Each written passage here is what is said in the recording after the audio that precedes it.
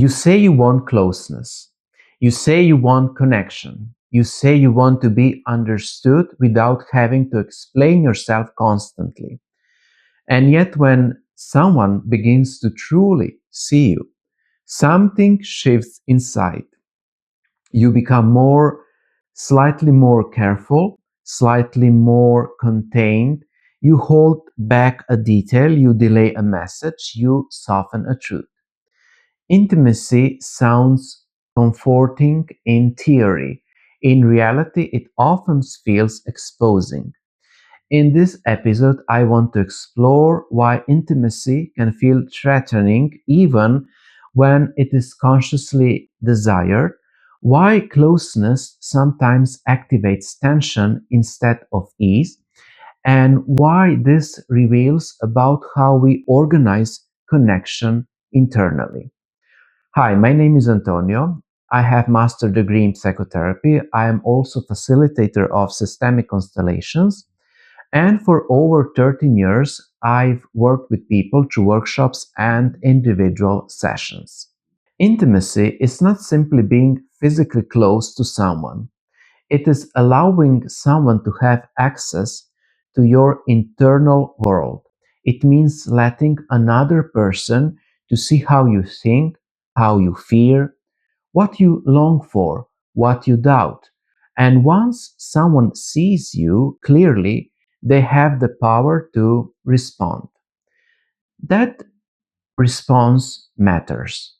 When someone gets close, the stake rise. Approval feels deeper. Rejection feels heavier. Misunderstanding feels sharper. The more you care, the more impact their reaction has. And impact creates vulnerability. For many people, vulnerability does not feel neutral. It feels unstable. You may notice that as closeness increases, control becomes more important. You want clarity, you want reassurance, you want predictability, not because you are demanding, but because unpredictability feels costly. Sometimes this shows up as emotional distance. You remain pleasant but not fully open. You share selectively. You keep certain parts private. You convince yourself you are simply independent. In reality, you are regulating exposure. Over time, it shows up as over-adaptation. You become who the other person seems to need. You adjust your tone, your preferences, your reactions. You reduce friction to maintain harmony. The connection remains, but authenticity shrinks.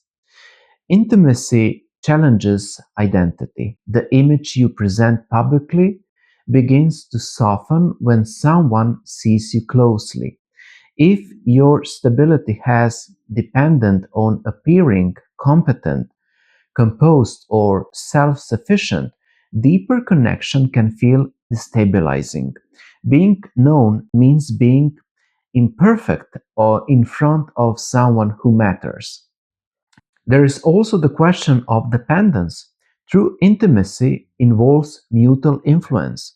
When someone becomes important to you, their presence affects your emotional state. Their distance affects it too. Allowing that level of influence requires trust in your own capacity to tolerate fluctuation. The discomfort many people feel around intimacy is not proof that they do not want love. It is evidence that closeness has weight. It reorganizes your internal structure. It demands flexibility. It requires space for uncertainty. Intimacy becomes threatening when exposure once led to disappointment, confusion, or withdrawal. Even if those moments are not consciously remembered, the expectation of instability can linger. So you stay partially guarded even in safe situations. The work is not to force openness. Forced vulnerability is another form of control. The work is to build internal stability so that closeness does not feel like losing yourself, so that you can remain connected without dissolving or defending. When intimacy is integrated, it feels less dramatic, less urgent, less fragile. You do not need to prove your worth to remain included. You do not need to hide to remain safe. Closeness becomes something you participate in rather than manage.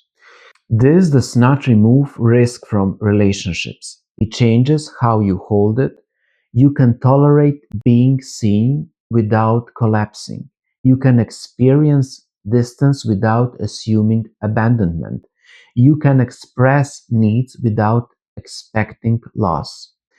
If this dynamic feels familiar, this is exactly the kind of work we explore more deeply inside my introductory course, Anatomy of the Soul, the Inner Structure. In that process, we work experientially with identity, safety, exposure, and relational patterns so that intimacy can become stable rather than threatening. The course is structured, grounded, and designed to move beyond insight into live change. You can find the course details in description. And if you like to explore this psychology more gradually, you can join my newsletter Soul Psychology. The link is in description box. This is Anatomy of the Soul, and in the next episode, we will explore why you can feel lonely even when you are not physically alone.